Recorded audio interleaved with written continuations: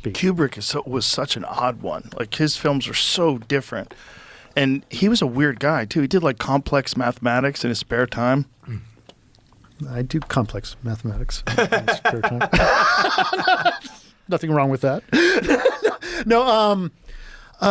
Yeah, he's a weird guy, but he was also, I think, thinking 3 steps ahead of everybody at any kind of given moment.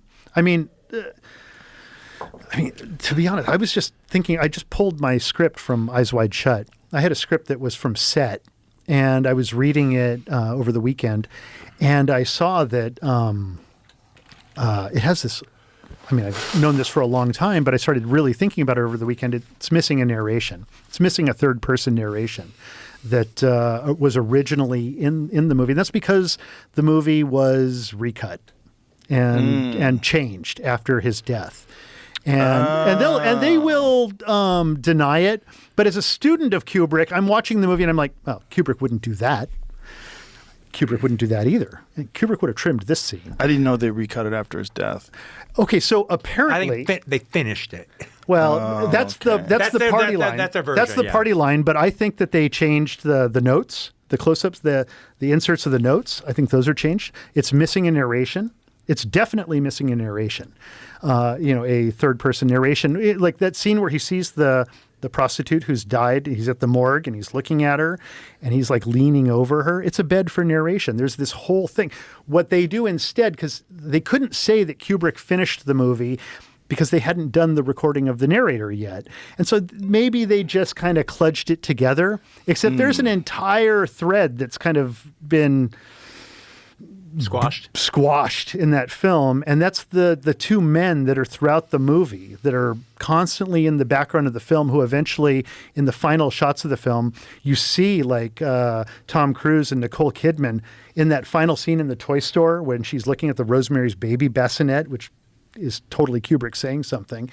And they never take their eyes off their daughter until the moment they take their eyes off and the final line of the movie is coming up. You see those 2 guys walking off with the daughter. They're taking her away. They've given their daughter to the pedo cult.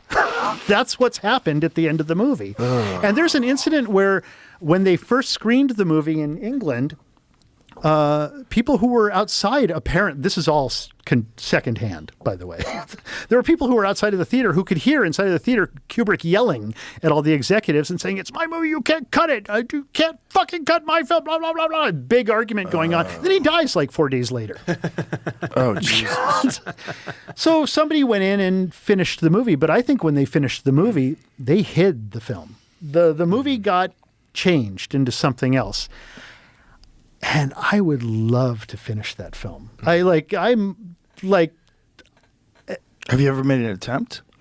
I've thought about it. And reading the script over the weekend, I started seriously thinking about it. Well, somebody should recut this. Or somebody should... So it would just be a matter of recutting it with narration? Well, yes and no. There's obviously missing. There would be missing footage now. Things have been removed and is that taken accessible? Down. No. Not unless you crack it open and there's no way anybody... Here's the thing. They would never... But hold on. Here's the thing. Now we have AI. Well, I know. That's... you're one step ahead of me. I'm one step ahead of you. Because I've actually been experimenting a lot with AI.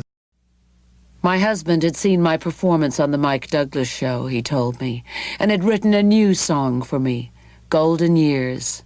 He sang it over the phone for me, just the way all those years before he'd sung me The Prettiest Star. It had a similar effect. I bought it. Even if David was never actually there with me, I thought, we'd always be together, just as in the song. I had a very great need, you see, for things to feel all right. I didn't take any action then. I remained Mrs. Bowie and stayed at my post. Things were not just fine at all, though. They were, in fact, going to hell, literally. I found that out once again via a transatlantic telephone call. This time it was David on the other end, or at least the creature David had become, a friend-abusing, sense-mangling, money-bleeding, full-fledged vampire of velocity. Like coke addicts long before and after him, He'd learned to travel far and fast, to keep his mind spinning in tight little circles, even when standing perfectly still, to arrange an existence almost entirely devoid of daylight, to assume a worldview of utter paranoia. In his case, no great stretch, and to start slowly sucking the life out of everybody close to him. He was calling me from Los Angeles, only half a world away from Oakley Street, but from the way he sounded, he might just as well have been off in the emptiness of some awful cold black hole, out there in the timeless infinity far beyond the reach of warmth and earthly human feeling. He said he was with the devil, or more specifically, that he was about to be with the devil. He was in a house somewhere, he didn't know exactly where, except that it was in L.A., and 3 people, a warlock and 2 witches, were holding him for some terrible Satan-related reason he kept trying, very incoherently, to explain. He wanted to get away, he said, but he didn't have any money and he didn't know where he was, and anyway the witches wouldn't let him leave. He was talking in slurred, hushed tones, and hardly making sense, and was crazed with fear. He sounded really spooky. I'd heard David speaking from some pretty cold, strange places, both by telephone and in person, but this sounded different, worse than I'd heard before. I got scared and insisted that he give me the number where he was, telling him he couldn't keep it a secret the way he liked to. It's a measure of how frightened he was that he gave it to me before he hung up the phone, or someone hung up for him. Rattled, I called Los Angeles immediately, and much to my relief reached Michael Lipman, the new manager with whom David was rearranging his affairs. I should, I guess, relate to you the story of Michael's entrance on the scene and the sorry tale of David's ultimate disaffection with Tony DeFries, but not in detail. It's entirely too tedious. Essentially, David tired of having no access to his money, particularly since he needed such large amounts of it so frequently in cash without a paper trail. For his part, Tony tired, or so I gather, of the way David resented him, refused his advice, and behaved in the standard out-of-control addict fashion, which is to say, paranoid, compulsive, abusive, and irrational. Michael Lipman saw an opportunity opening in David's career and took it. But back in Los Angeles, where we left David, still detained by witches in an undisclosed location, me on the phone with Michael Lipman, giving him the telephone number David had given me.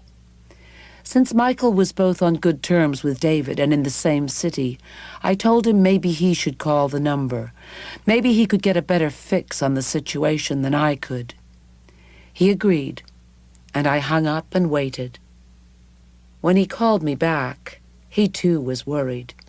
He hadn't liked the way David had sounded, he said, so he told him just to walk out into the street wherever he was, find a taxi, and go straight to the Lipman's house in the Hollywood Hills. Michael could pay the taxi off, and he and his wife could help chase the witches away if they followed. David had agreed to that. Praying that David had taken Michael's advice and determined to motivate him out the door if he hadn't, I called the witch's number. A woman answered, but I couldn't get any sense out of her, and I could hear people laughing crazily in the background.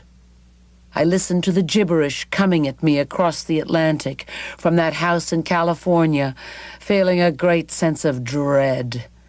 And right then I decided to catch a plane. Duty very plainly, unavoidably, had called. I left that night. Looking down at the receding lights of Heathrow, I knew I was saying goodbye to civilization and heading into who knew what hell on earth in Hollywood. It's not as if the beast is any stranger in the Hollywood Hills, wherever you have a concentration of exceptionally ambitious, utterly amoral egomaniacs locked in throat-slashingly ruthless competition with each other, which is as good a description of the Los Angeles movie community as any I can think of. Some genius is going to hit on the idea of a career boost from Satan. I'm not kidding. Hollywood is very likely the most active occult area on the planet, and it's been that way for decades. The black arts are established to the point of being ingrained, and in the mid-70s they were thriving as never before or since.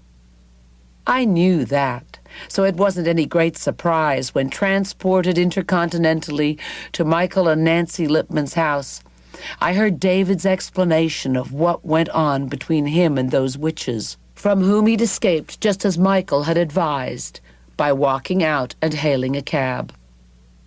The deal, he said, was that those people wanted his semen. They wanted to hold him and cast a spell over him, again, I'm not kidding, so that he could inseminate one of the witches in a ritual ceremony on All Saints' Eve, and thereby bring an offspring of Satan into the world. Well, I thought, fancy that. The things a few grams of cocaine can do to inspire people.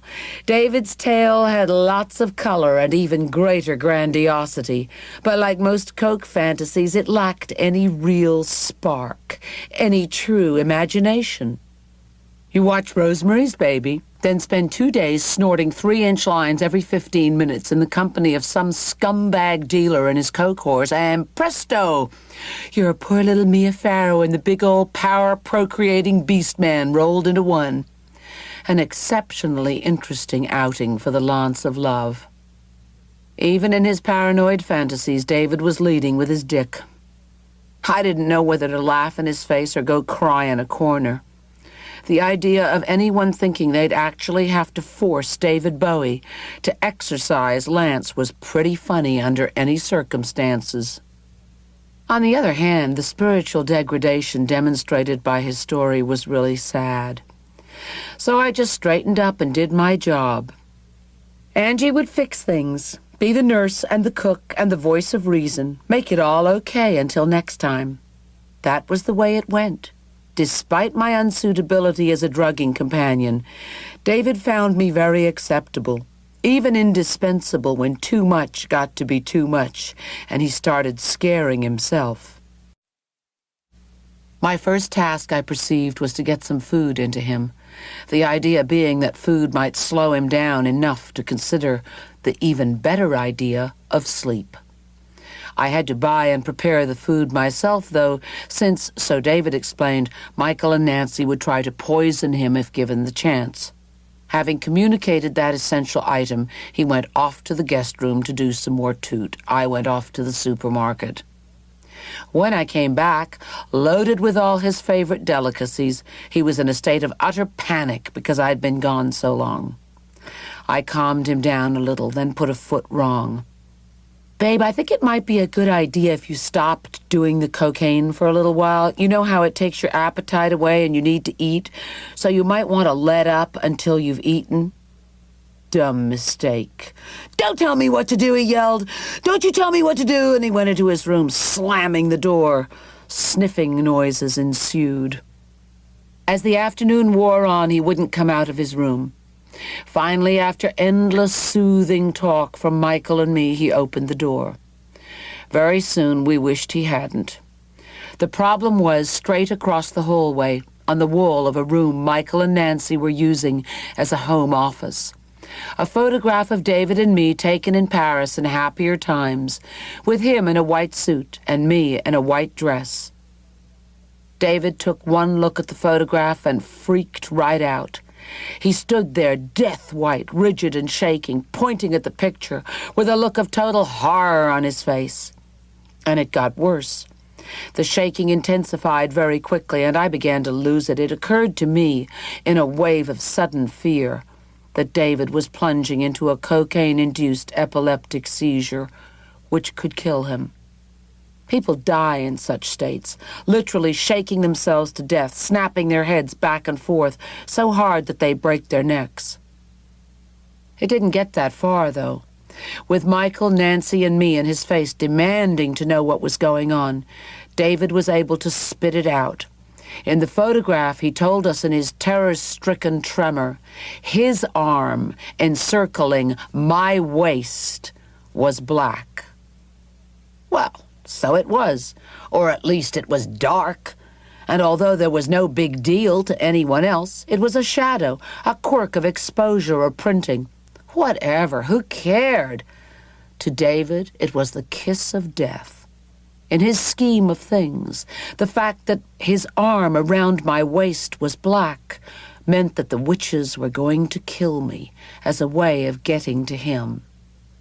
It signified, moreover, that their thrall had penetrated into his immediate environment. So back into his room he ran, and the door slammed shut again. Creative solutions were called for now. If David couldn't save himself by making a transition to my rationale, then I had to adopt his.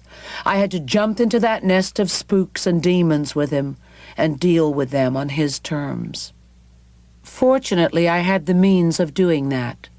In my address book was the telephone number of Wally Elmlark, a very respectable white witch whom David and I had met in London while she was working with Robert Fripp on some weird ESP album project. Wally was great. She really knew her stuff, and she even looked the part, very pale and gothic, with good gypsy Slavic cheekbones, and to my great good fortune, she was home to take my call.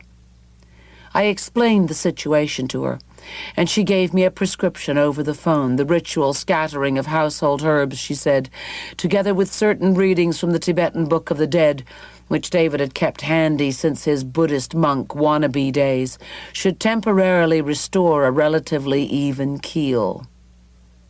The news that I had a plan from Wally was in itself comforting to David, and he began to calm down. He even agreed to eat, if, that is, I and only I touched his food.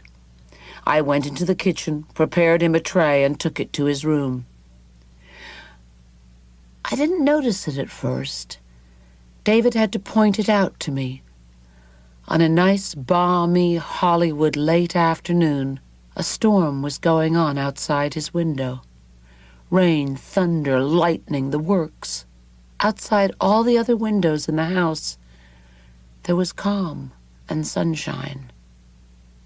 I stood there looking at this thing, sort of numb, then snapped out of it, resumed my Angie Fix-It role, and proposed reassuring points about the eccentric California climate and the deceptive topography of the Hollywood Hills. I did a pretty good job, but all the same it took a long time to pacify David after this latest manifestation. He didn't get to sleep until quite late that evening. David finally began to break free from his satanic obsessions. It seemed as if we were to be spared further problems with demons, warlocks, and witches. At the same time, a threat already in place began really asserting itself. The awful Corinne Schwab fired up her campaign for exclusive rights to David Bowie, body and soul. My troubles with witches may have been over, but my troubles with bitches had only just begun.